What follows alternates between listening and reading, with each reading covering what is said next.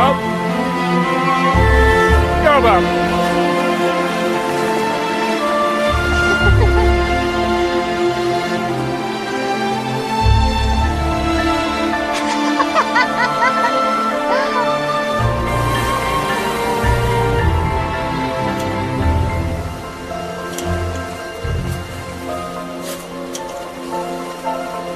What's that one?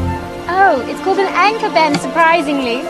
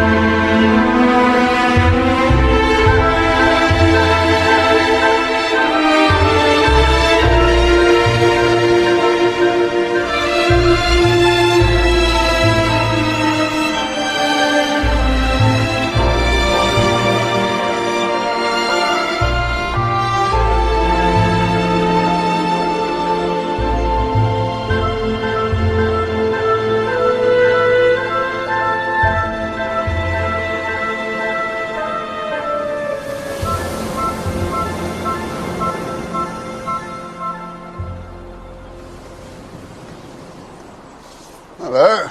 Managed to find your way around? Wait. Ahoy there! Charlie! Poirot, you've arrived. Merci. Now, my guess is you're in the entertainment business too. No, monsieur. I am a spectator merely. Been down here before? No. No, I was introduced to Sir Charles at a bridge party. Oh, it is now many years. And you, monsieur, you have known him for a long time also? Ah, yes, we were at Oxford together. Tell me, why do you think he has retired?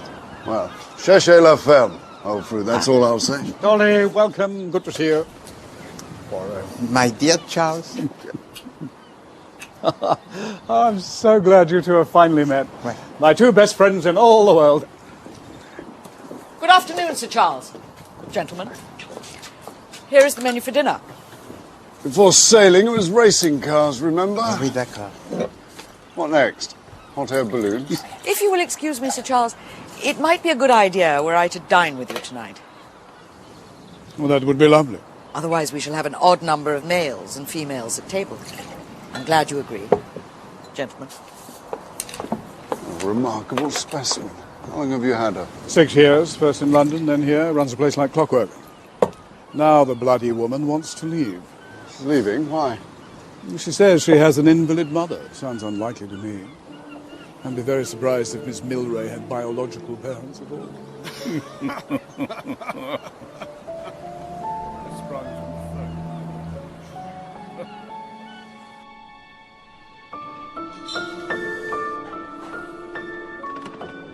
Je te remercie for your invitation. This is a spot most beautiful. So tell to me, if you please, who are to be the other guests? Yes, come on, Charlie. Who are the figures in this drama? A dramatist persona, eh? Very well. Down from London are Captain and Mrs. Dacres. Cynthia is in fact Ambrosine of Bond Street. Not the dressmaker that is so celebrated. That's it. Whilst Dacres, once a jockey himself, is now something of a flat racing fanatic. Who else? Also from London is the up-and-coming playwright Anthony Aston. Oh, splendid. Does this London lot know the others who are coming? No, why should they? My ingenue tonight will be Miss Lytton Gore. Egg Lytton Gore. Accompanied by her mother, Lady Mary, the genuine article, long on breeding, short on cash. Then there are the Babingtons, Nothing very notable there, but protocol demands, etc. are best to have the parson along. And then last, and in every way least, the young squib, Oliver Manders. The villain of the piece. Let's just say he's a little bit devious. Accompanied by the chip on his shoulder. Never goes anywhere without it. And that is my cast. But we must not forget Mademoiselle Milray, for she is also to join us. Well, how could one forget Miss Milray? The spectre at the feast.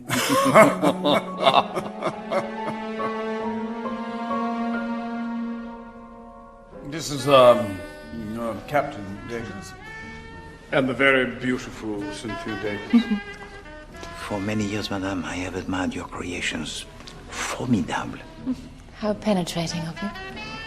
Any chance of a drink, old boy? I'm just about to make some cocktails. As soon as the others arrive. Any tips for Goodwood? Dacres, I think you're a man of the turf, I hear. What else do you know? I beg your pardon. What else has she told you? Who, man? Her.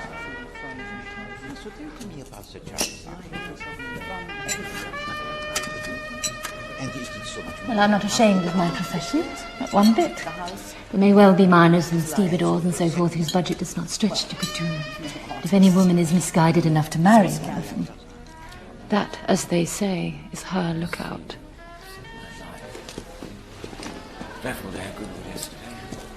Mademoiselle, who is that lady?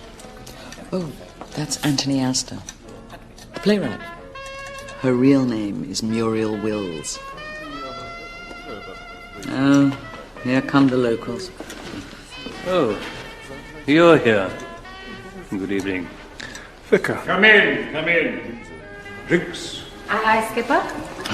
This is Mademoiselle Littengore, huh? Who calls herself something amusante? Egg. Don't ask me why. Boiled, I like to think. Have a cocktail, Egg.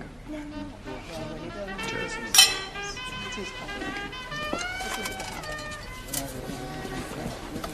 I say, Sir Charles, you do know some very reactionary people.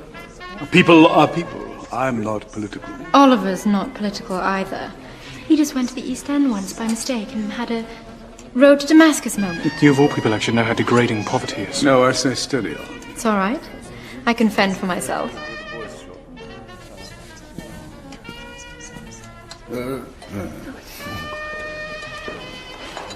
Ooh, do I dare? Oh, go on, Mums. Show Mr. Manders we're not completely ground down by the iron heel of capitalism. I think I might have one too, if my wife permits. May I have my annual drink, dear? He'll do exactly as he likes, as usual. Do come and meet a friend of mine who is actually a detective. A real one? A real one? Tastes slightly, It's a cocktail, Stephen, not a pint of mine. Oh, Mr. Babington! What's happened? Is he ill? Out of the way. Stephen, what is... It's all right, Tolly. Talk to me. Stephen. No, I'm sorry, he's not. He's dead. What? Oh, my God. Stephen. Stephen, please.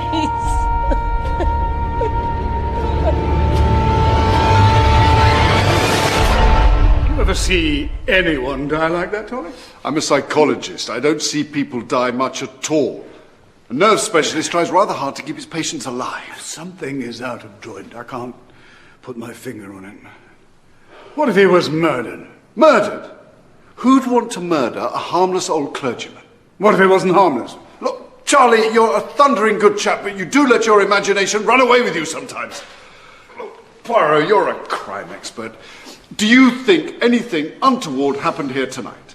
We're planning to get that glass, his glass, chemically analyzed. Oh, well, it can do no harm. Yes, and what do you think will be the results? Well, all I can do is to guess, Sir Bartholomew, and my guess it is that they will find the remains of a dry martini most excellent. To poison a man with a cocktail, one of many handed around on a tray, it is a technique très difficile. So, what do you think happened? All I know, Sir Bartholomew, is that he was taken ill most suddenly. Mes amis, perhaps the inquest it will reveal to us, huh?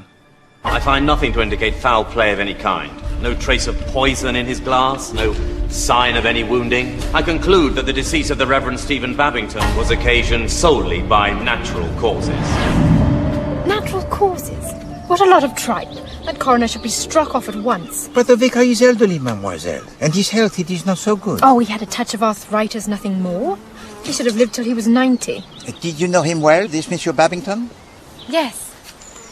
He was a sweet man, a devout Christian and never unkind to anybody. They had a son, you know, Robin. Actually, I used to have rather a patch for Robin. And Robin is? He's, well, in India. So you see, I feel rather strongly about this. Supposing it wasn't natural causes. Ma chère, there was nothing in that cocktail glass but vermouth and gin. It is proved. Oh, yes, but it's still damned odd. I mean, the Babingtons hadn't an enemy in the world, and yet why would he just keel over and die? I'm going to find Sir Charles and give him a piece of my mind. I suppose he's had loads of affairs, has he? Mademoiselle, je suis désolé, but it is not for... It's all right. I like a man to have had affairs. Shows he's properly red-blooded. Unlike him. But I thought the two of you were friends. Yes. He's gone into his uncle's office in the city and, well, he's getting a bit oily, if you know what I mean. He just wants to get rich, which I find odd, as he's always saying he's a communist. But then, I find most people rather disgusting when it comes to money. Mademoiselle, so many people are disgusting about so many things.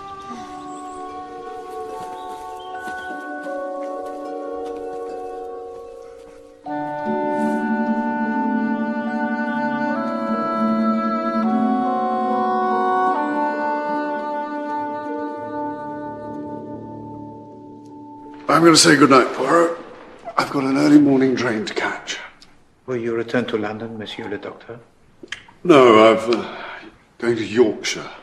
I have a private clinic up there. I hope we meet under better circs next time. Charlie? When you two leave, I shall be quite alone. I'm sure you will find some attractive company. No, I'm an old man, Charlie. Hair grows out of my ears. 15 years ago, perhaps, but now I think I'm deluding myself. Damned nice though she is. I'm thinking of selling up, actually. Are we? Well, then we may resume our weekly lunches at the Ritz. No, I mean to get away. To where? I thought the Riviera.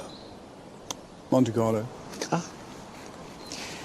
I made a visit to Monte Carlo each year. No. Where'd you stay? The Majestic, isn't it? Naturally. Excellent. I need something to take my mind off this awful murder.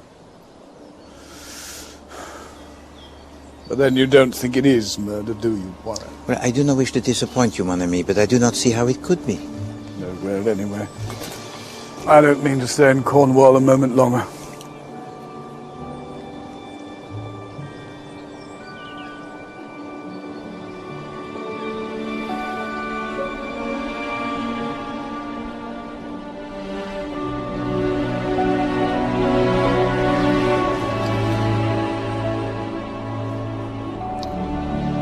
To God, I'd never come to the wretched place.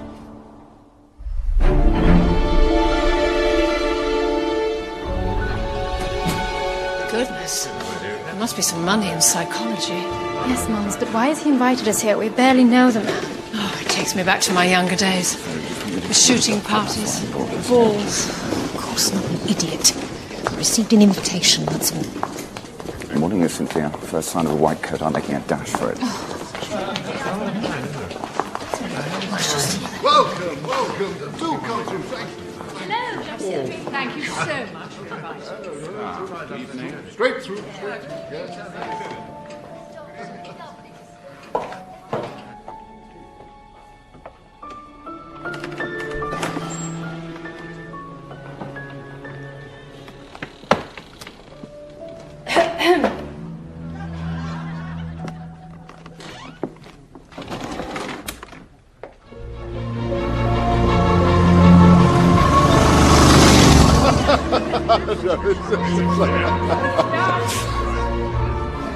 was a very fine meal, Sir Bartholomew. One found the meringue especially captivating. You don't stint on the firewater as well, I'm pleased to say.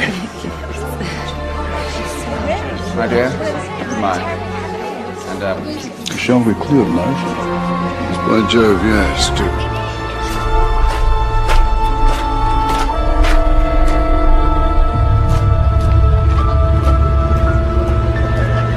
Serve the cheese now, Alice, would you?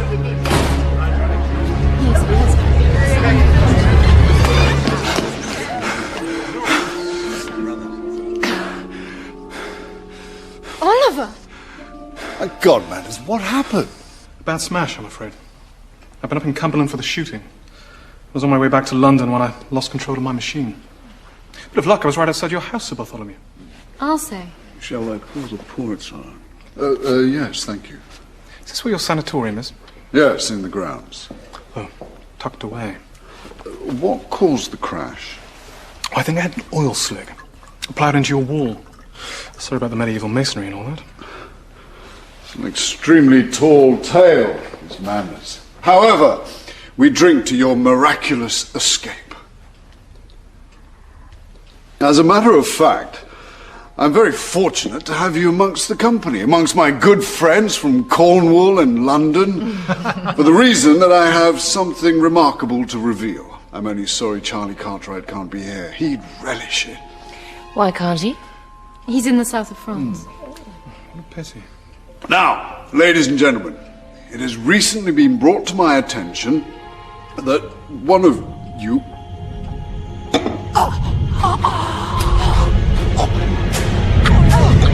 No, help! Help! Somebody get some help!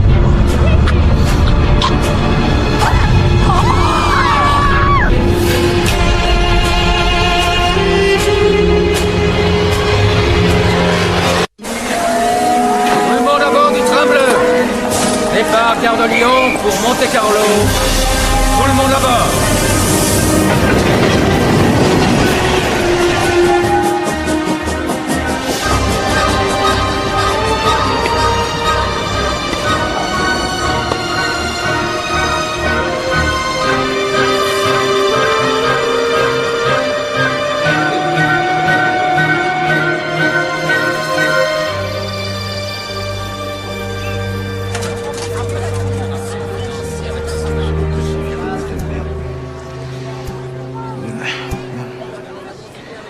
Cheerful, sir. Our revels now are ended. Jouez avec moi. Non. Jouez avec moi, monsieur. Amuse-toi avec ton volant. Non, non, non, non, madame, si vous... Non, non, Sois sage. Sois sage. Poirot. Ah, Sir Charles, quelle surprise! Thank heavens I found you. Look at this. Oh, yes. We regret to announce the death of Sir Bartholomew Strange, the eminent nerve specialist. His demise occurred suddenly at the end of a dinner party. He was drinking a glass of port when he had a sudden seizure and died before medical aid could be summoned. A glass of port? Now will you take me seriously? We must return to England tout de suite. Dear Sir Charles, I'm so worried. You'll have seen in the papers that Sir Bartholomew is dead. Well, he died in just the same way as poor Mr. Babington. Also, I'm worried about someone else. My friend Oliver. He's acting rather strangely. I can't explain it all in a letter. But you could find out the truth. I know you could. Do come back. Egg.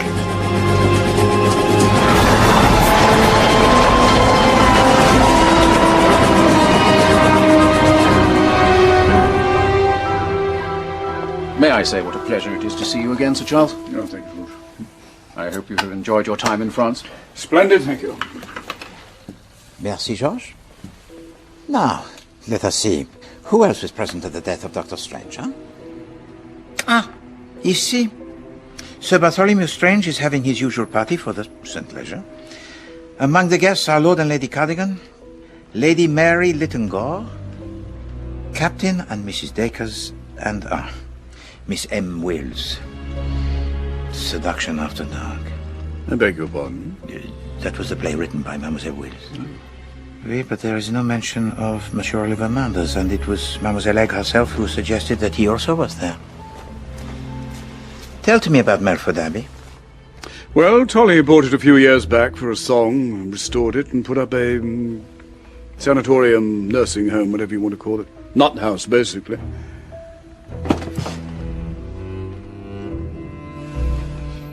I've got to find out what happened. Someone has murdered my friend. I'd better get off to Yorkshire. I know the Chief Constable quite well. One moment, my friend. In Cornwall, I felt you to be guilty of overstating the case. Because I just found it incredible that such a gentleman, who was old and harmless, should die a death anything that was but natural. But now we have another death in circumstances very similar, and Hercule Poirot, he must admit an error. And so, if you permit, I myself, Hercule Poirot, will make the investigation, won't we? Hercule Poirot will travel to Yorkshire. It's very handsome of you. Won't it take up your time? What is time in the face of death?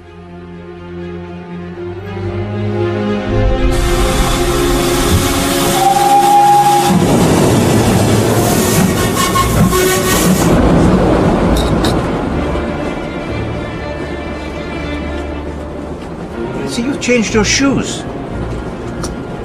Yes, I always start with the feet. Come on. With the shoes. Get the walk right. And the costume. And before you know it, you've got a character. Ah, oui, d'accord.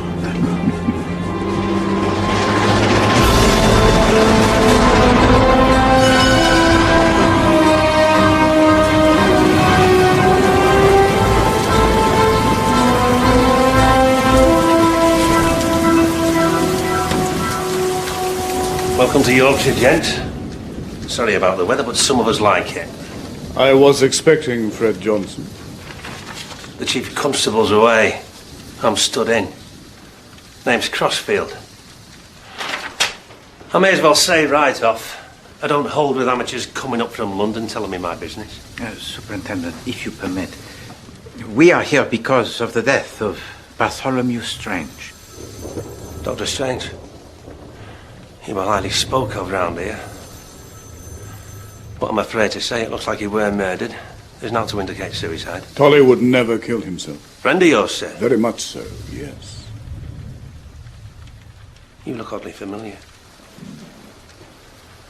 Anyway, there's nothing for you to do here. We're pretty sure that the butler's our man. New chap. Strange had only had him for a fortnight. Morning after the crime, he disappears, vanishes into thin air. Where'd he come from? Any idea? Oh, yes. His name is Ellis. Gave a London agency. Reference from a previous employer. Sir Horace Bird, Holland Park. And have you spoken with Sir Horace? I'd be happy to.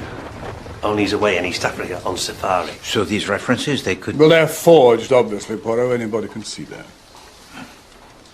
And the house guests? They are to be called as witnesses? We have asked them to stay on, yes. Can we have a look around Melford Abbey? No, you can't. Now, look. I'm very pally with Fred Johnson. We used to play polo together in India. Hang about. Aren't you Sir Charles Cartwright? At your service. Well, why the heck didn't you say so? Hey. I saw you in Lord Aintrey's Dilemma. I did. Yeah, no, I took the wife to London and she wouldn't see how else. It had to be Charles Cartwright in Lord Aintrey's Dilemma. And I remember we queued for hours for the Pall Mall Theatre. But hey, it were worth it. Superintendent, if you please, are you absolutely convinced in your little grey cells that this Monsieur Ellis is your man? Why else did he bolt? My dear Charles, do you realize that almost every person who was present at your dinner in Cornwall was also present here? Please don't assume that because I'm a thespian, I'm also dim. Of course I realize. Then what can we deduce from it? No, it's just that it appears to me that the doctor, he was making an experiment. He must have thought that one of the people in Cornwall was responsible for the crime, and so he has invited them here to Melford Abbey. I wore this as Galbraith of the Yard, rather authentic, don't you think?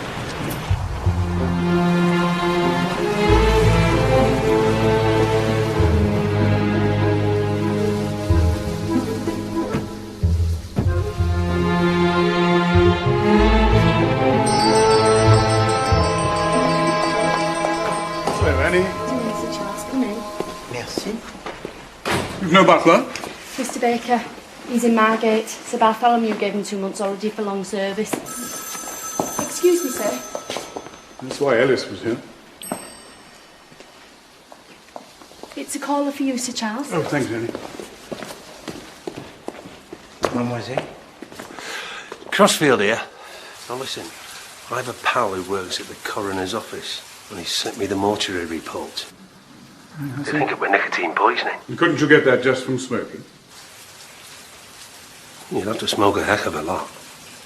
The nicotine is an alkaloid, colorless, odorless, and is used habitually by the gardeners for the spraying of the roses. Ah. Also, they got a toxicology report on the glass. It contained port and only port. Exactly the same as last time. With one difference most important, mon ami. This time we know it was murder. So, how did you find it serving under Monsieur Ellis? Oh, it was quite fun, actually, sir. Yeah, he'd been in service all over. He knew things, scandals about some very grand households, too. Is it possible that he was not, in fact, a butler? Oh, no, sir. No, he'd been in service, for sure. Well, he arranged the work different from any butler I ever knew before. Got his own method, sort of thing. So tell to me, if you please, about the Dr. Strange. On the night that he died, how was his mood? Oh, he were happy, sir. Very jolly. He even larked about with Mr. Ellis. I think I'd never heard him do with Mr. Baker.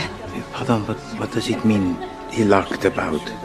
Mr. Ellis came up with a telephone message, and the doctor asked him if he was sure he got it right. And Mr. Ellis said, quite sure. And the doctor laughed and said, "You're an excellent butler, Ellis." How were that surprised? What was this telephone message? Oh, it was from the sanatorium, about a patient who'd arrived, a Mrs. Rushbridger, or something like that. Well, that'll be them coming back from the inquest.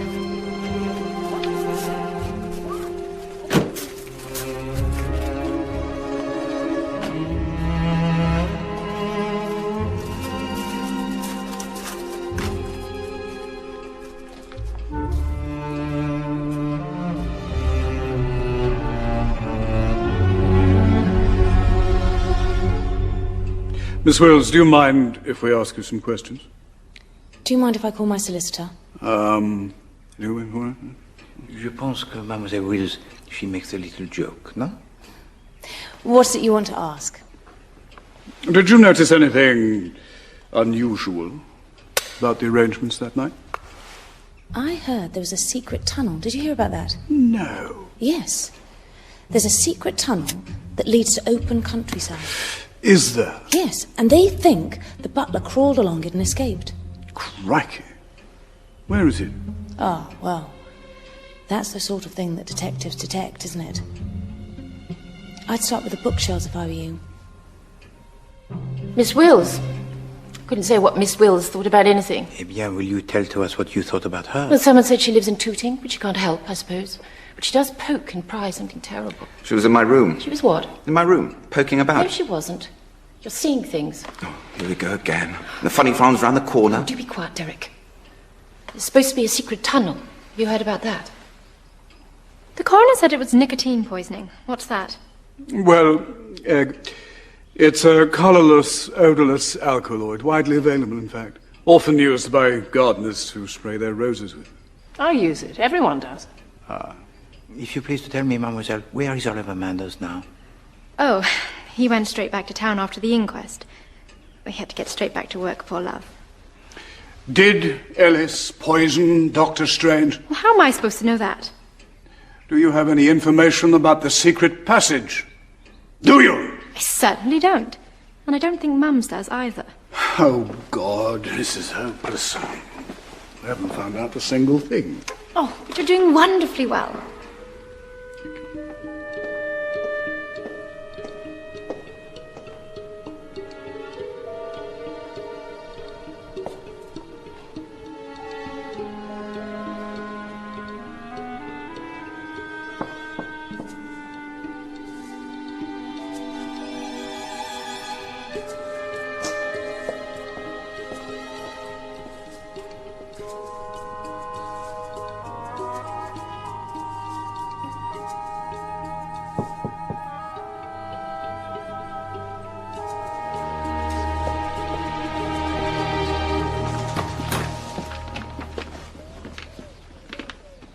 police have already searched Mr. Ellis's room, sir. Yes, thanks, Annie. Merci, mademoiselle. Well, what have we here?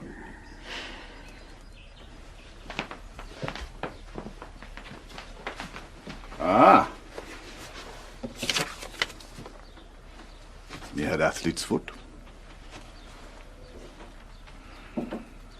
Oh. Look. What is that? It's ink. There is something that is decomposing in my mind. Yes, go on. It is simply the way that Sir Bartholomew Strange, he made a joke with his butler, as was told to us by Mademoiselle Annie. It did not seem in keeping with his character. By God, you're right. Tolly would never have spoken to the staff like that. Oh, hello? And when did the incident occur?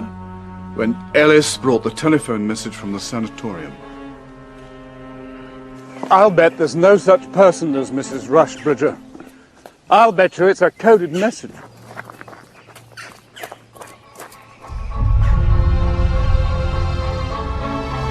I've just returned from abroad to this dreadful news.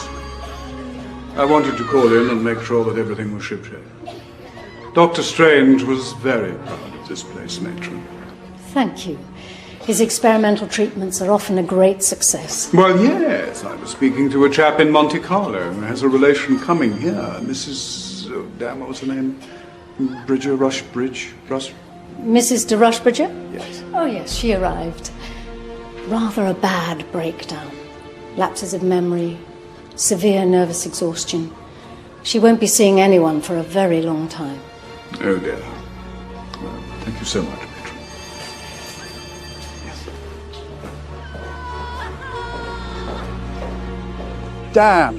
Damn.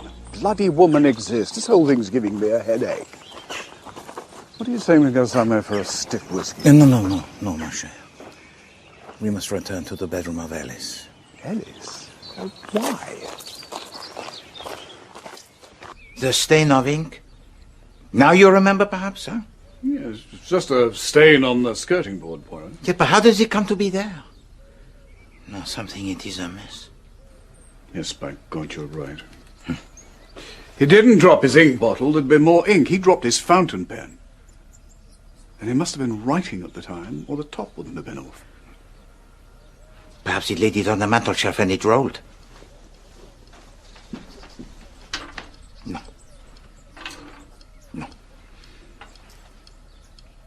You know, in the theatre, we have to examine the internal logic of all our actions. There's this Russian cove called Stanislavski. Huh? He's writing a letter. He thinks he hears something. He has to hide the letter. No time to rip up a floorboard. No. Can't burn it. No, because of the cinders, huh? La. Only one place. Behind the fire? Have a look, mon ami.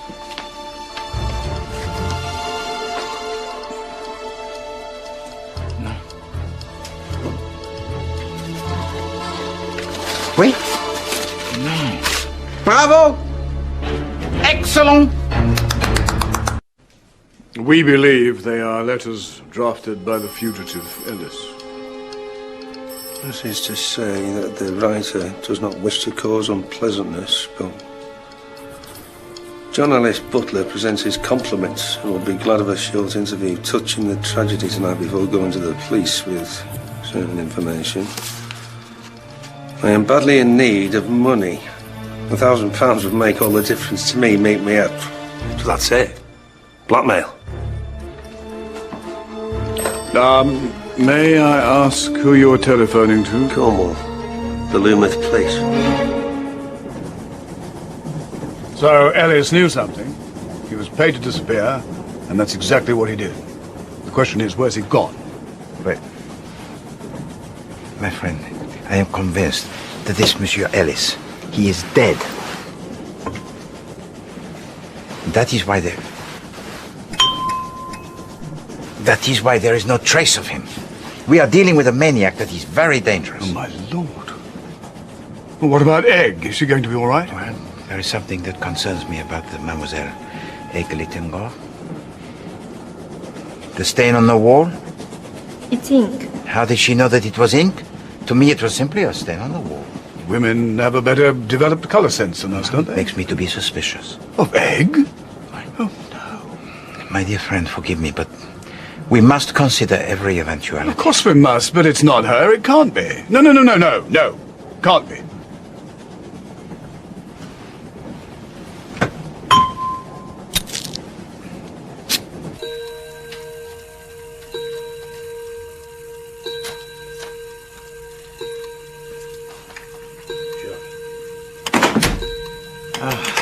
I'm so fatigued. Sir, I'm afraid there are visitors in the drawing room. Visitors in the drawing room? Yes, sir. But it is 11 o'clock at night, George. Indeed it is, sir. It is 11 o'clock at night, therefore we do not have visitors in the drawing room. No, sir. Take this. Of course. No, Mademoiselle Littengor. Call me Egg, for Pete's sake. What is it that you do here? Good evening. Monsieur Oliver? Oliver has something to tell you. Tell him. The motorcycle crash was a stunt, sir. I faked it. Comment? Why did you do such a thing? And do not make me angry, monsieur. I am very fatigued. I was told to do it. By whom? Bartholomew Strange. He wrote to me and told me to fake a crash and arrive about 9:30. But when I got there, he seemed as surprised as everyone else. Well, then 10 minutes later he is poisoned? Yes. And there is no connection? No, I had nothing to do with it.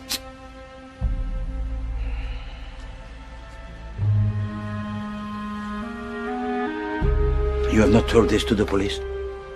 Well, it's going to look a bit windy, isn't it, sir? Why did you obey his instructions? I heard you'd be there. And I knew Charles Cartwright was in France. Oh, Ollie, why are you so wet? Well, I'm nervous. Why I don't bite? I'm mindful of Robin Babington. Don't be ridiculous. Excuse me, what has happened to Robin Babington? Well, Robin fell in love with her too, and she sent him to India. He never came back. Why not? That's enough. He went all mystical, went to live in an ashram or something, totally gaga. He did what he wanted. Did he, or did you drive him away? Did you drive us all away in the end, Egg?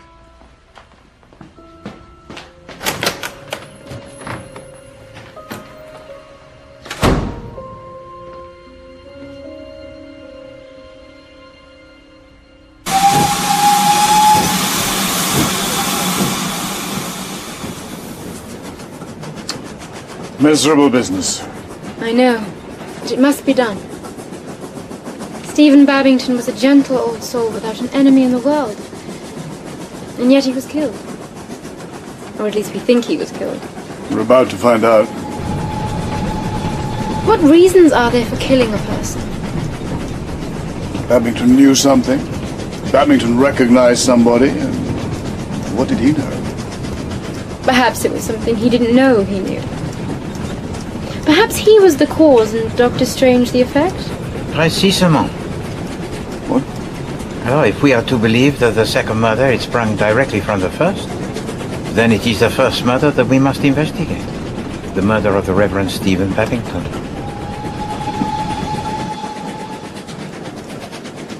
If I hadn't moved to Cornwall, none of this would have happened. I'm deluding myself, Egg.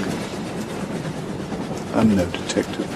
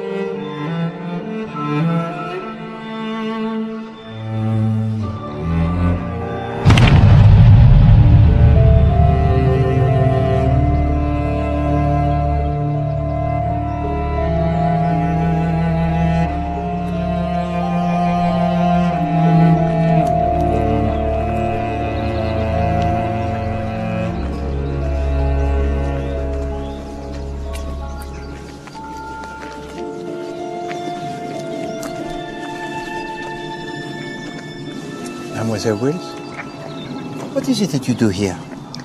Well, I've never seen an exhumation before. Ah, so this is all, how do you say, grist to your mill? Your command of English is really rather wonderful, isn't it?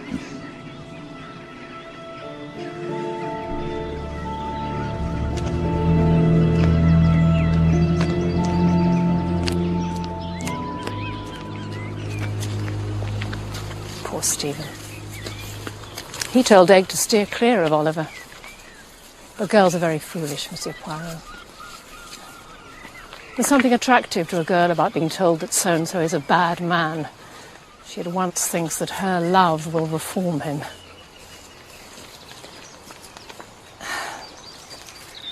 May seem a wicked thing to say, but I was relieved when my husband died, and it was just Egg and I, a little roly-poly baby, trying to stand up, always falling over. Yes, it's a ridiculous nickname. But don't let that deceive you. She's a girl who knows what she wants. On the night that Dr. Strange died, did he appear to be worried about anything? No, he was in high spirits. Seemed to be amused about something. Some private joke. He said he was going to spring a surprise. Sadly, he did.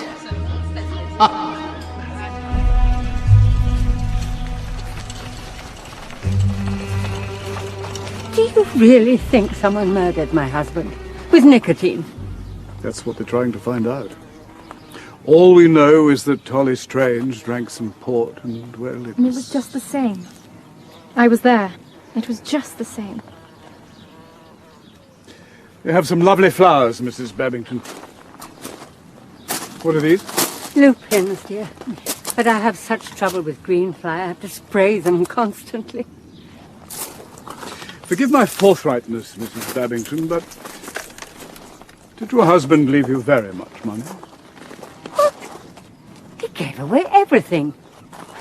Missionaries were better off than we were. I used to scold him about it. What about when he was younger? Did he have any enemies? Enemies? No. Stephen was my father's curate. We were engaged for 4 years. Then he got a living in Kent, in Gilling, so we were able to get married. We lived in Gilling for 16 years. Then we came to Cornwall. We were happy.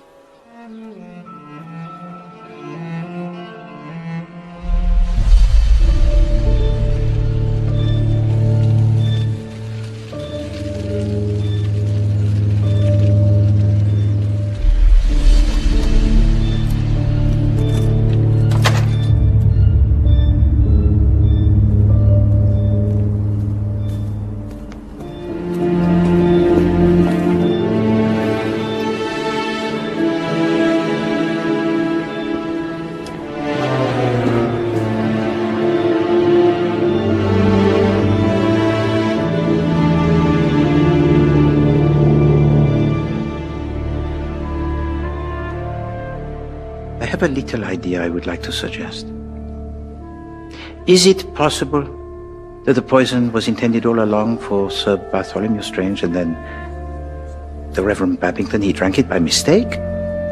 No one who knew Tolly at all well would have tried to poison him with a cocktail. Mais pourquoi pas? Because he never drank them. Couldn't stand them. Oui? Bon. May I speak to you the truth?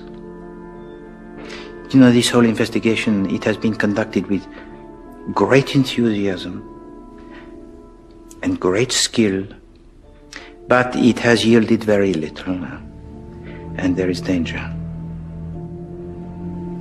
Real danger. So now Poirot, he will take charge. We will return to London by the early train.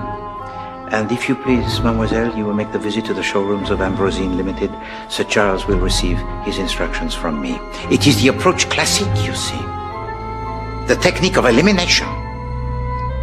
We eliminate the suspects one by one.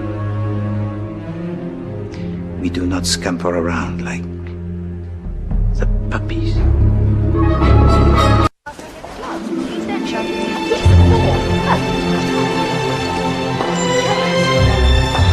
Cynthia Davis. Thank you. Fleur-de-lis on the cuffs. Witty, don't you think? And the waistline is rather penetrating. I shouldn't have it in the red lead colour, though. I should have it in Espanol. And you've come into some money, you say? You have so much personality. You mustn't wear anything ordinary. Have you been back to Cornwall since that party? Oh, my dear, I couldn't. It was too upsetting. No. And you knew the vicar from before, I think I remember him saying. In a place called Gilling in Kent? Oh, no, Marcel, no. I asked for the blue patou. No, I would never go to Kent. Why would I go to Kent? What's in Kent?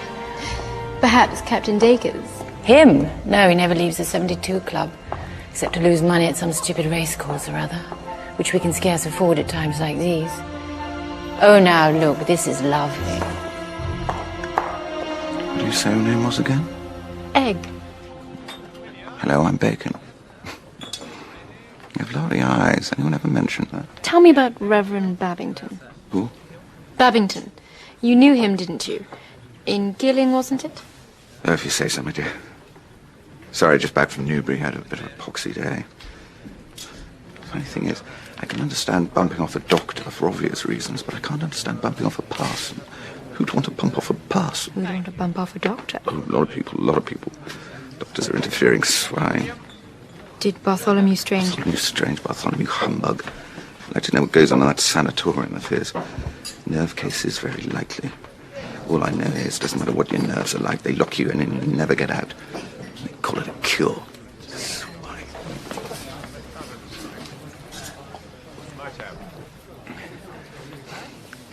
Cynthia told me not to talk about it.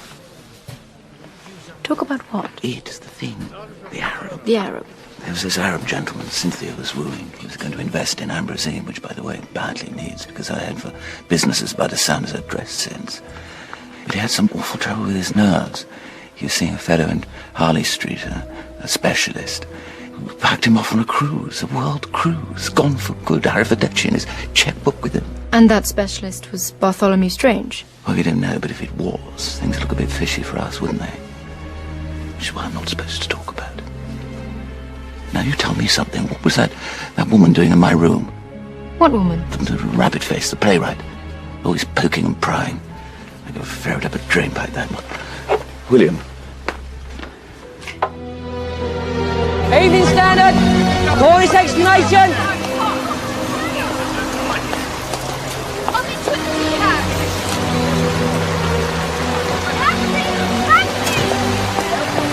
Miss Milray! Oh, isn't it dreadful? Miss Milray, are you all right? Oh, hell. I know, it's terrible. No, sorry, I'm overreacting. I'm fine, really, really fine. It's just... I've known him all my life. Mr. Babington? Yes, I grew up in Gilling, where he was vicar. All my family come from there. Gilling? But when... Sorry, I must dash. Awfully nice to see you again. Evening Standard! Vicar poison!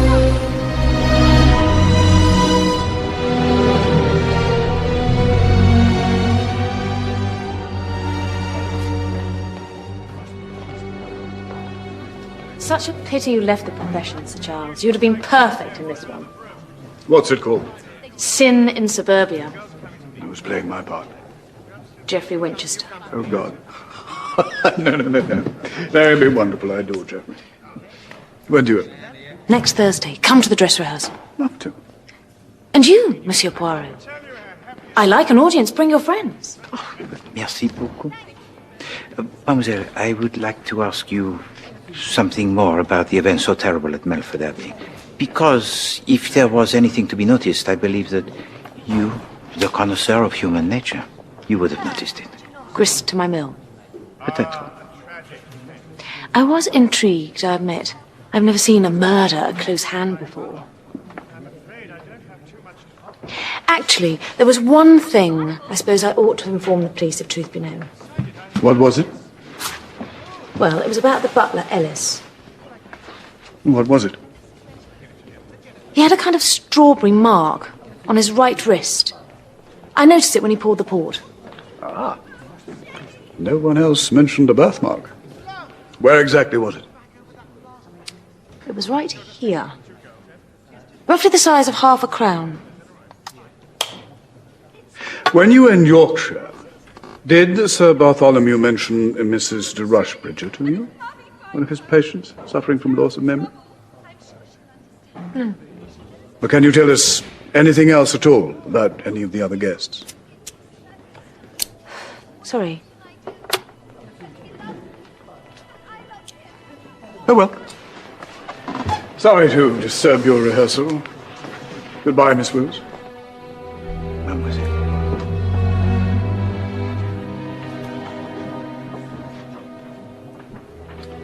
She knows something. I'm sure she does. Faites attention, mon ami. You must be careful. It may not be Mademoiselle Wills that we must watch. So, Cynthia Dacres is desperate for money. Possibly Dr. Strange ruined her best chances of getting some.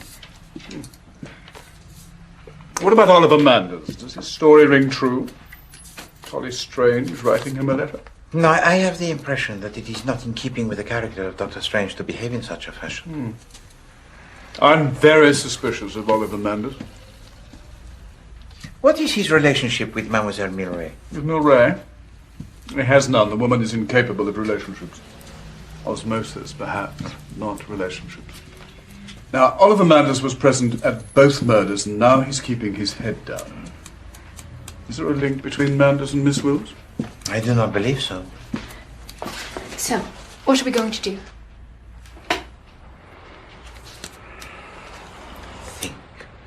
Think. It is a mental process. I know what it is. But can't we do something? For you, always the action, eh, mademoiselle? Alors, there are inquiries to be made at Gilling, the mother of Mademoiselle Milray, and I wonder if you would be so kind, the both of you, to find out what you can about the past of the Reverend Babington. Right here. In the meantime, I will make the preparations for my sherry party. A sherry party? Oui. Tomorrow evening at 8 o'clock. It is the fashionable thing to do, n'est-ce pas?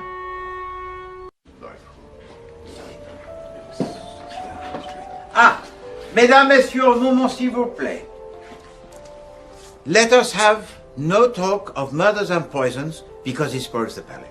Huh? Sir Charles? Take Poirot. Cynthia, charming dress. Thank you. Why do you bring me to these awful places? It's how I pick up custom. Like you picked up the Arab, like you picked up Sir Charles. Keep your filthy insinuations to yourself. To marry an older man, I think it's safer. His follies are behind him, not as with younger fellows still to come. I wish that I shared your certainty, madam. But we have been so badly off. I want to take her to see people, places, great cities, great art. I don't know how you put up with it. What do you mean? Him barging in like that. Excuse him, He's a has-been. A washout. A flop. He gains more maturity to 70. You're right. Mr. Oliver, I wish to ask you something. The letter you received from Dr. Strange, the invitation to, how do you say, gate crash the party. Where is it? Oh, I burnt it. But why? Well, after he was killed, I thought it might incriminate me. The police didn't even notice me. And tell me, if you please, what is it that prevents you from proposing to Mademoiselle Lake? I haven't any money. Can't you see? Yes, to you. You've changed my life. Sometimes I feel like I'm bad luck, like a bad penny. No, don't be absurd. Poirot, off to Gilling tomorrow? No, wait.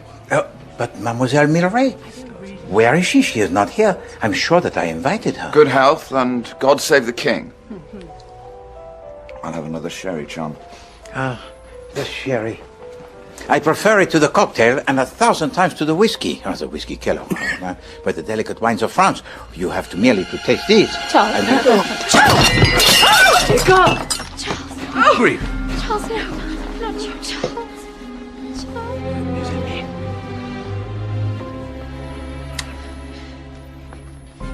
You fool! You absurd play-acting little fool! You think you know everything about everything, but look what you've done! Gently. A performance magnifique, Sir Charles. Bad luck. Still here. You beast. Golly. But why? Monsieur, Madame, I demand pardon of you all. This little farce, it was necessary to prove to you and also to me one little fact that my reason told me it was true. I placed into one of these glasses a teaspoon of the plain water. This water was to represent the pure nicotine. And I asked Sir Charles to play the victim here tonight. Sir Charles, superb. But suppose for one moment that this was not a farce, that it was a real life. What do you think the police will be the first thing they will do? Huh? They'll analyze the glass. They will analyze the glass, and traces of the nicotine it will be found. What? No, you make the error. No nicotine will be found. Why not? Because that is not the glass from which Sir Charles he drank. This is. The theory of the conjuring trick, mes amis, it is very simple. The attention can never be in two places at the same time. While you were looking at the body, Hercule Poirot, he switches the glass. And this is how both of the murders were hidden so expertly. Alors faites attention. I demand that you listen to me most attentively. This murderer may strike again. If any one of you knows anything at all, now it is the time to speak.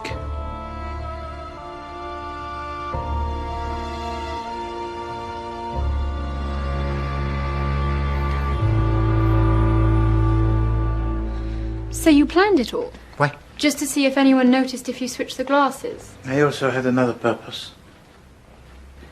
When Sir Charles he fell dead, I wished to see the expression on the face of one person in particular. And did you? Oui. Which persons? That is my little secret. So you know who the murderer is? Oui.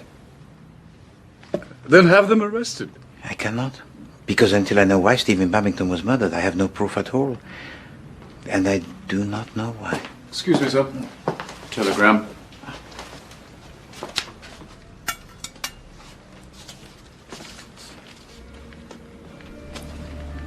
Mille tonnerres.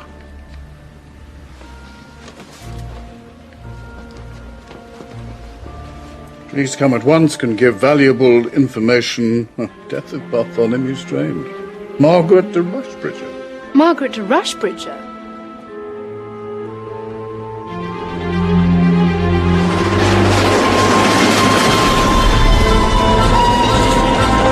Merci. Very much. Let's change it on faster. Thank you.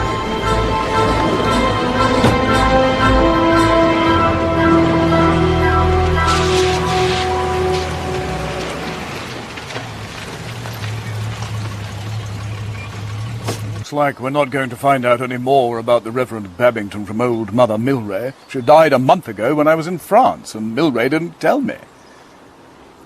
Oh, this is hopeless. I wish Poirot was here. Egg? Look at these names. There are some frightfully strange ones. There's a family of shove pennies, and here's a Mary Ann Sticklebucket. None of them are as strange as mine. Cartwright? Well, that's not strange. It's not my real name. It's an acting name. What's your real name? Couldn't possibly tell you. Why not? You'll laugh. No, I won't. No, I can't tell you. What is it? It's Mug. My father's name was Mug. That is genuinely catastrophic. To go through life as a mug. And are you really a Charles, Sir Charles, or are you a sham in all respects? Well, are you really poisonous? Are you the Black Widow everyone says you are? What do you mean? What about Robin Babington? Oh, I don't know. He was always wet. He wore sandals. Anyway, You were in Madras with him, you tell me. No, I was not in Madras with him. I found out afterwards from the consul that he'd sold his passport and grown a beard. And you had nothing to do with it? Well, of course I didn't. And what about Oliver Manders? Are you trying to implicate him in these murders? Because Oliver couldn't kill anyone. What are you up to? Trying to clear the field for yourself? See off the opposition? No, of course I'm not. I love you, Egg, and I would very much like to marry you. I just haven't found the courage to ask you. So you mean you've just been dithering? Well, yes.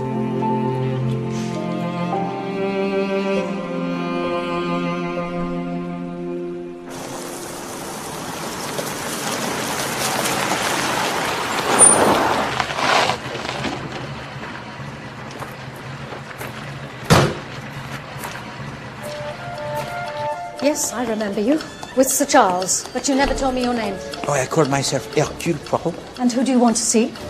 Madame de Rushbridger. But don't you know? She's dead. She died this morning. She's been poisoned. The box of chocolates came for her by post. The liquor chocolates. Nicotine? Chemical analysis will show. Was she killed to prevent her telling us what she knew, Poirot? Or what she did not know, Superintendent. I must waste no time.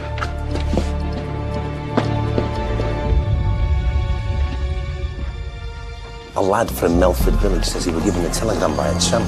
A tramp? Aye. The tramp says it came from a loony lady in the nut house. This nut house. Said he could have 2 bob if he sent it. To me? Aye. To you. Oh. Superintendent, if you please to take me to the railway station as quickly as you can. And also, there is one other thing that I would like you to do for me.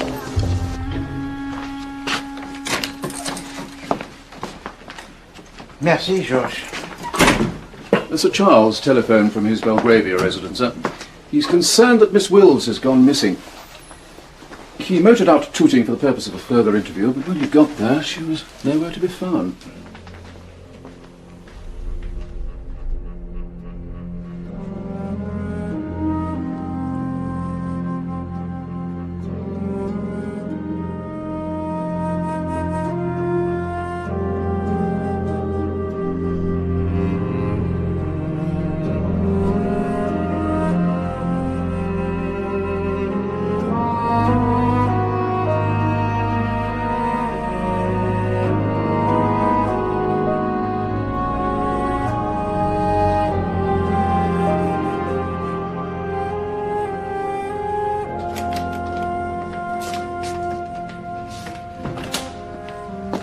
Miss Lytton Gore.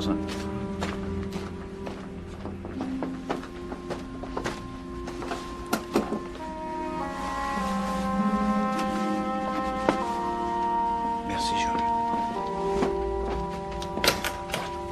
Monsieur Poirot will see you now, miss. Mademoiselle, s'il vous plaît. Good heavens, what are you doing? Alors, I find that the building of the House of Cards is most stimulating to my little grey cells. And so whilst I was in the railway station in Yorkshire, I purchased this pack of cards. But these aren't real cards. No? Well, they've sold you happy families.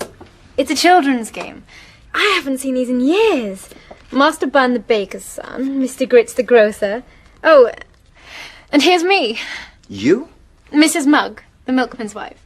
For I am to be Mrs. Mugg, Poirot, when I marry Sir Charles Cartwright.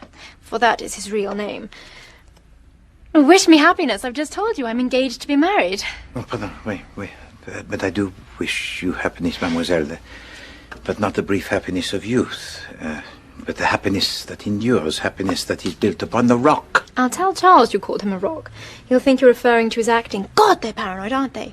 We think it's Miss Wills, by the way, the murderer. Et pourquoi? Well, because she's gone missing and she's creepy. And the funny thing is, we're going to see a dress rehearsal of her play tomorrow. But will she be there? Will she show up? I'm so excited. I've never been to a rehearsal before. And Charles says he'll take me backstage. Sacré. Poirot? Poirot. has been blind. Blind! Are you coming? To the theatre? Oh, but of course, and I shall bring everyone. Everyone must come. Oh, do! It's going to be fabulous. I shall round up the audience, but immediately.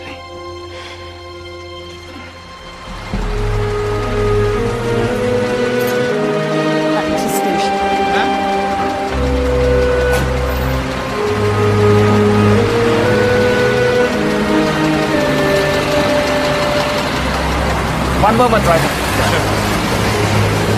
Follow that taxi if you please.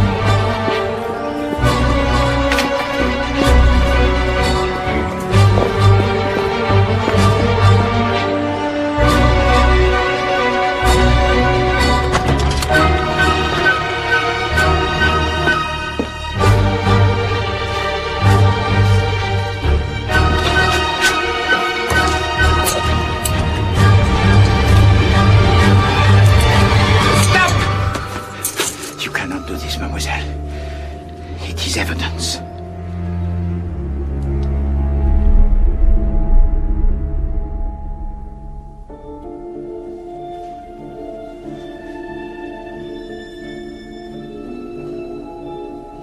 So exciting. It's only Jeff Winchester egg. Don't expect fireworks.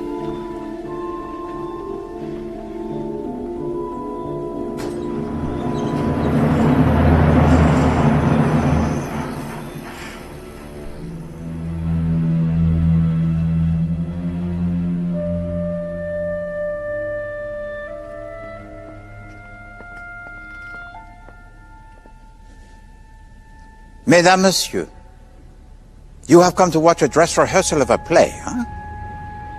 Instead, I give to you Hercule Poirot.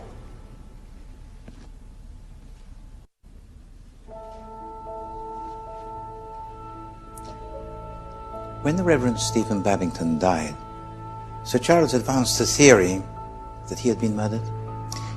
I did not think it likely. Stephen! Stephen, please! I could not figure to myself why Stephen Babington should be murdered, never mind how, as there was no trace of poison in his glass. Until 24 hours ago, when I saw that this murder was both reasonable and possible. Who had the opportunity to poison the cocktail of the Reverend Stephen Babington? Only Sir Charles and his serving maid, who handed around the drinks. But were either of these two at Melford Abbey? No, they were not so. They could be eliminated from being suspects very swiftly. So who had the best chance to put the nicotine in the glass of Dr. Bartholomew Strange at Melford? The butler Ellis, who disappeared. But he, we knew, was a blackmailer merely. But then I was visited by a sensation curieux, Très curieux. I was certain that the person who committed both of the crimes must have been present on both occasions. Well, that was obvious. But it appeared to me that this obviousness was an arranged obviousness. In other words, it was too obvious and therefore not obvious at all. I was certain that the person who murdered the Reverend Stephen Babington and Dr. Bartholomew Strange must have been present on both occasions, but not apparently so. And so I am forced to investigate once again this butler so mysterious, this Monsieur Ellis. He appeared suddenly, out of the blue, a fortnight before the crime, and disappears but immediately afterwards. And Poirot, he comes to the conclusion that he is dead, and in a way I was correct. I recalled the remarks made about him by the parlour maid at Melford, Mademoiselle Annie. Well, he arranged the work different from any butler I ever knew before. Got his own method, sort of thing. And eventually Poirot, he came to realize why. Alors, this butler, Monsieur Ellis, was indeed dead. Why? Because he never ever existed. But Dr. Bartholomew Strange was another matter. He must have known the true identity of his temporary servant. Do we have any evidence for this one, we? His remark, facetious. You're an excellent butler, Ellis. Said as the joke, huh? But as told to us by Mademoiselle Annie, the lark. And it would have been a lark perfectly understandable if the doctor had known the butler. It would have been a lark totally understandable if the butler was indeed Sir Charles Cartwright, his old friend. And the doctor had known of this all along. Serve the cheese now, Ellis, would you? And then I say, what's this? Oliver! I'll say. Shall I fill the portrait? Yes, thank you. Is this where your sanatorium is? It has recently come to my attention that one of you...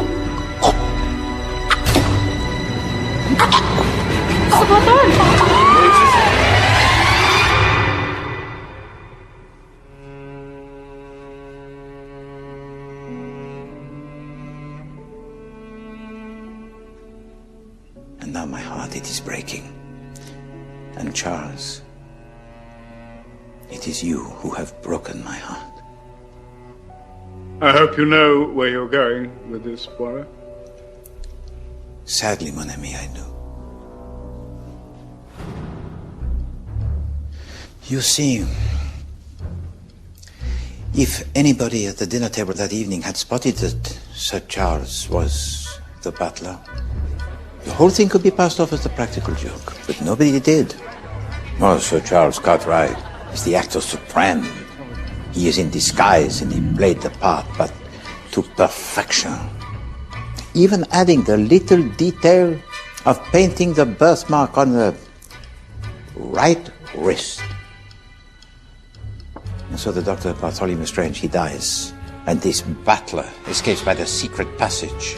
And 2 days later, he is strolling about the gardens of Monte Carlo. And what are the letters of blackmail behind the fireplace in the room of this Monsieur Ellis? Sir Charles himself uncovers them. And the letter asking Monsieur Oliver Manders to fake the accident? What could be easier than for Sir Charles to write the letter himself in the name of Dr. Bartholomew Strange?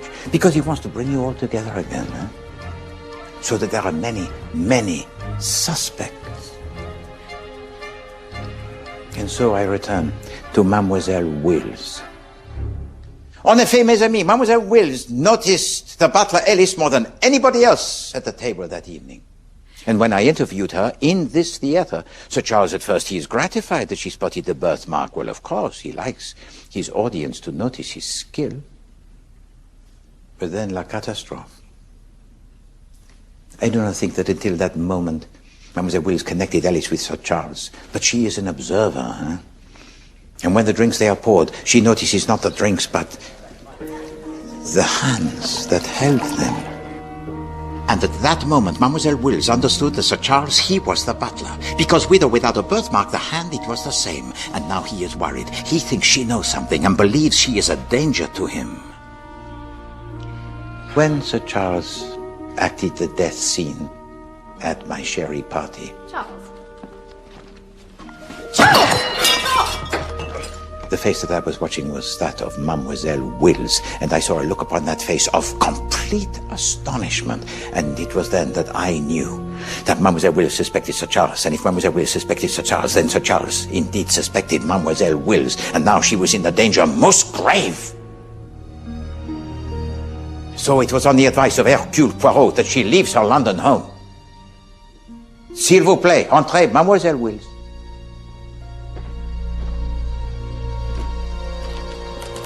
S'il vous plaît, asseyez-vous.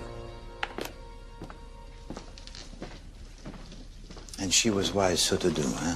Because the following evening, Sir Charles, he drives to Tooting to dispose of the one person he feared could expose him, Mademoiselle Wills. And now we come to murder victim number 3, Madame de Rushbridger. How does she fit into the puzzle? It is my belief that on the day of the sherry party given by me, Hercule Poirot, Sir Charles Cartwright rises early that morning, perhaps even at dawn, to make the long journey to Yorkshire, where he disguises himself as a tramp, gives to a small boy the telegram addressed to me, Hercule Poirot, at Whitehaven Mansions, ostensibly from Madame de Rushbridger. When on my one and only visit to the sanatorium with Sir Charles, I had never even mentioned my name. And why does he do this? Because he needs Poirot out of the way. Oh, brother, one other thing. He even posted a box of chocolates to this poor woman who knew nothing. In fact, she would tell to Poirot that she knows nothing, nothing at all. How could she? She was a decoy merely. And it is for this simple reason that she is dead?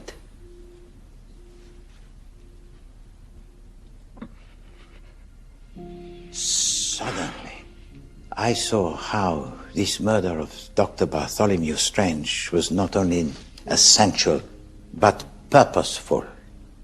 Well, I'm hooked. Oh, go on. Tell me, what was my motive for murdering my dearest friend, the man I had known since boyhood?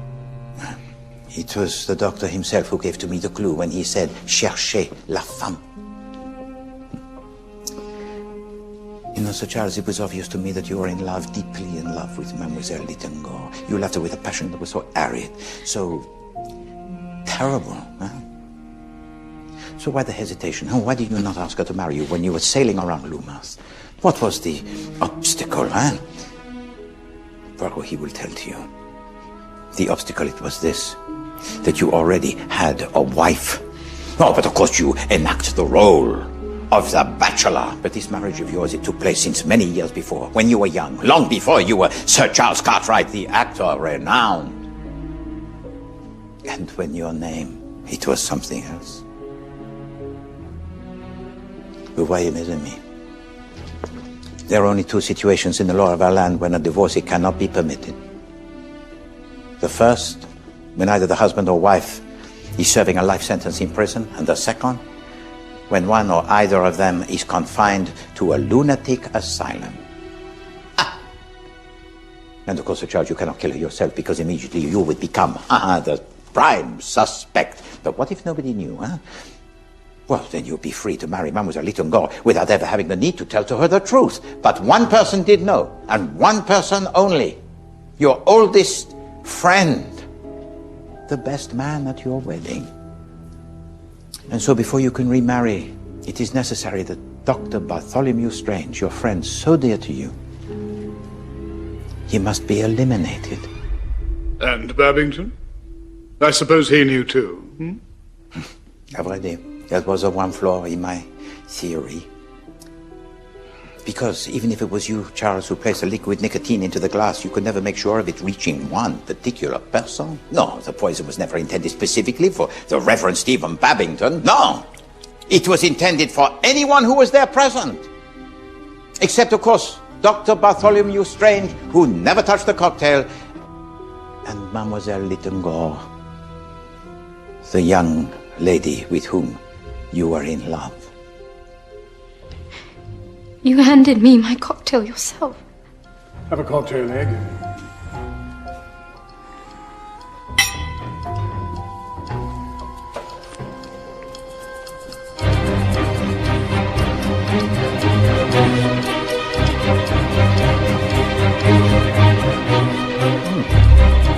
This tastes slightly. The murder of the Reverend Stephen Babington was nothing more nor less than a dress rehearsal. Sir Charles, he is the actor. Stephen! He rehearses the murder before he commits it.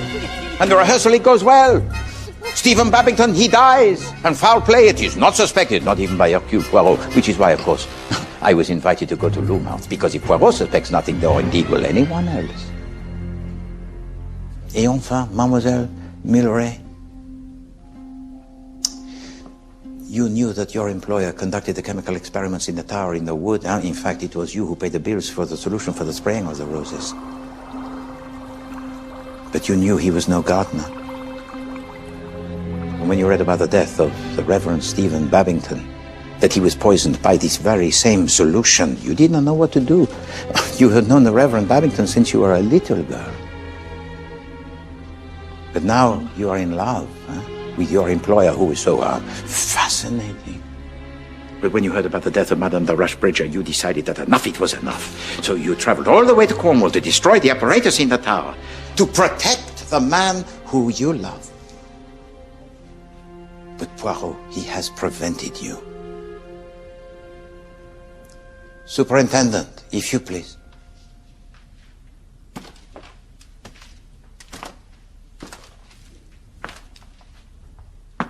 What I have here, sir, is your passport. We know exactly when you went to France. And I have here a note that proves that in the Haverton Asylum in Essex there is a lady by the name of Gladys Mary Mugg, 58 years of age, who is your lawful wedded wife.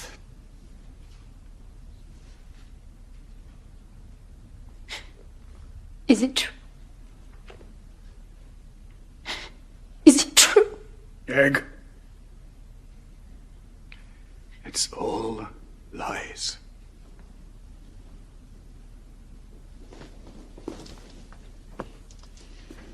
It is true, mademoiselle.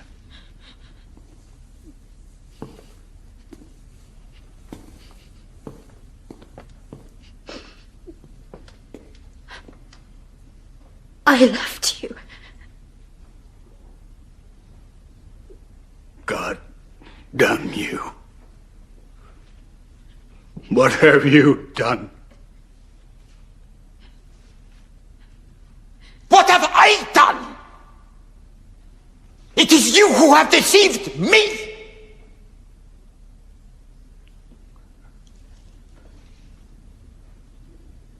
These last 2 days, they have not been genial.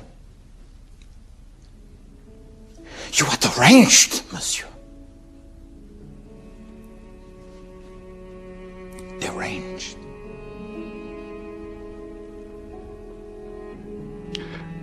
You don't know what it's like.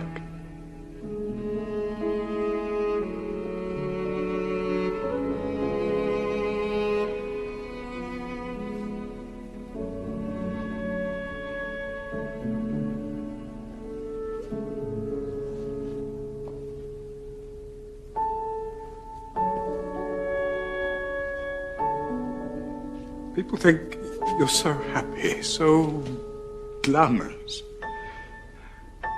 Girls run after you. Beautiful girls. You kiss them. And then they go home. They take off their pretty costumes. And they go home. And you're alone. I would have loved you, Egg. Till the day I died. That's all I wanted. Love. That's so much to ask. It's not enough to kill 3 people for. My friend, your revels now are ended. Oh well. Damn you.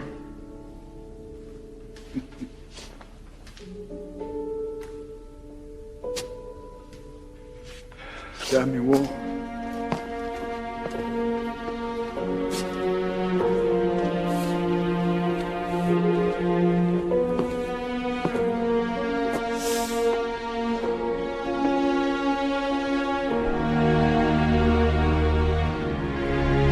Don't want to say.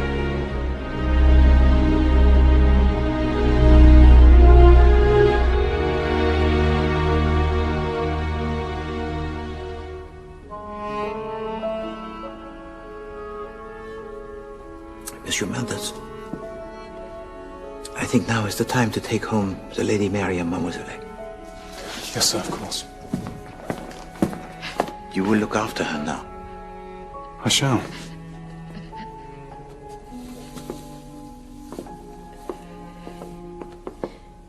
And Mademoiselle, you fall down, huh? But you will get up again.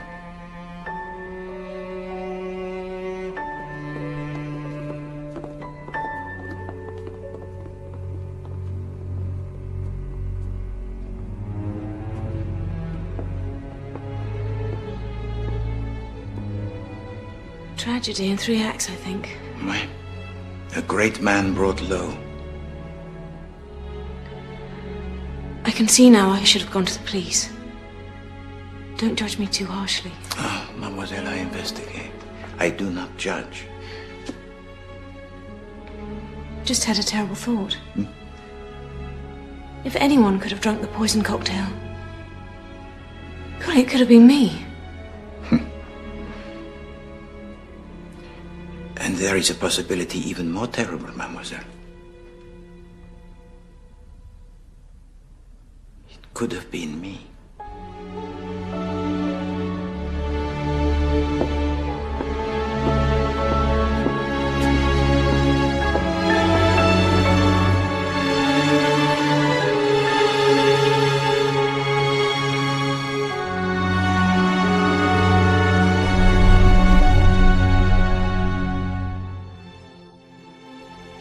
We have a female victim, aged between 20 and 30, naked but with nothing to identify her. So that'll be our priority. Find out who the poor soul is. The investigation runs over 3 nights. Above Suspicion returns tomorrow at 9. And on ITV3, there's peer pressure on a brutal murder case for Wycliffe.